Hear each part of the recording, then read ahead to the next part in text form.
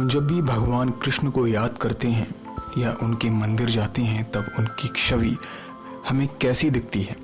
मोर का मुकुट, गले में बैजंती माला, बगल में राधा रानी, पीछे गौ माता और एक सबसे ज़रूरी चीज़ उनकी गुलाब सी पंखुड़ियों जैसे होठों पर बांसुरी। आपने कभी सोचा है कि भगवान कृष्ण की बांसुरी इतनी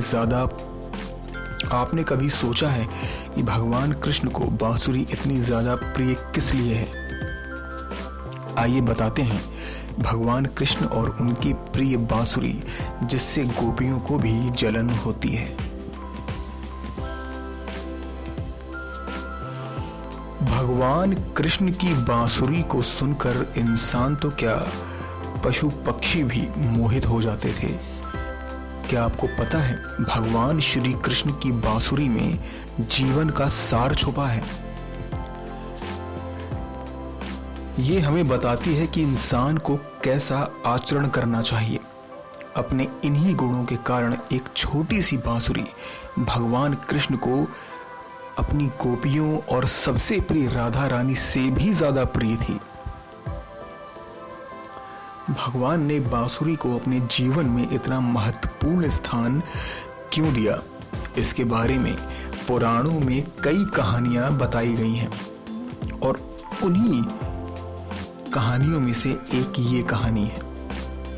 एक बार श्री कृष्ण यमुना किनारे अपनी बांसुरी बजा रहे थे।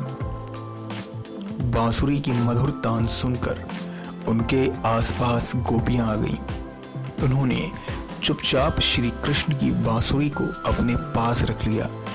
गोपियों ने बांसुरी से पूछा, आखिर पिछले जन्म में तुमने ऐसा कौन सा पुण्य कार्य किया था जो तुम कृष्ण की गुलाब की पंखुड़ियों जैसे होठों को स्पर्श करती हो। ये सुनकर बांसुरी ने मुस्कुराकर कहा, मैंने श्री कृष्ण के समीप आने के लिए जन्मों से प्रतीक्षा की है। त्रेता युग में जब भगवान राम वनवास काट रहे थे उस दौरान मेरी भेंट उनसे हुई थी। उनके आसपास बहुत से मनमोहक पुष्प और फल थे। उन पौधों की तुलना में मुझ में कोई विशेष गुण नहीं था, परंतु भगवान ने मुझे दूसरे पौधों की तरह ही महत्व दिया।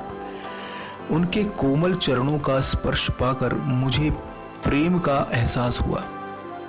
उन्होंने मेरी कठोरता की भी कोई परवाह नहीं की। जीवन में पहली बार मुझे किसी ने इतने प्रेम से स्वीकारा। मैंने इस कारण आजीवन उनके साथ रहने की कामना की, परंतु उस काल में वो अपनी मर्यादा से बंधे हुए थे। इसलिए उन्होंने मुझे द्वापर युग में अपने साथ रखने का वचन दिया।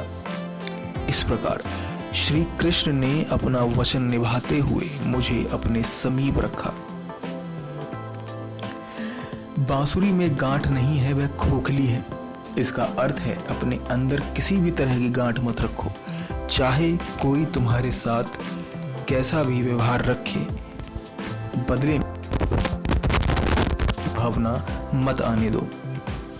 बांसुरी बिना बजाए बजती नहीं है, यानी जब तक ना कहा जाए तब तक मत बोलो, क्योंकि बोल और शब्द बहुत कीमती हैं। बुरा बोलने से अच्छा है शांत रहो। बांसुरी जब भी बजती है मधुर ही बजती है, मतलब आप जब भी अपना मुंह खोलो केवल मीठे शब्दों का प्रयोग करो। ऐसी ही विचित्र और रहस्यमयी कहानियों के लिए हमारे नेक्स्ट 9 स्पिरिचुअल को सब्सक्राइब करें। नेक्स्ट 9 स्पिरिचुअल से अभिषेक चौहान की रिपोर्ट।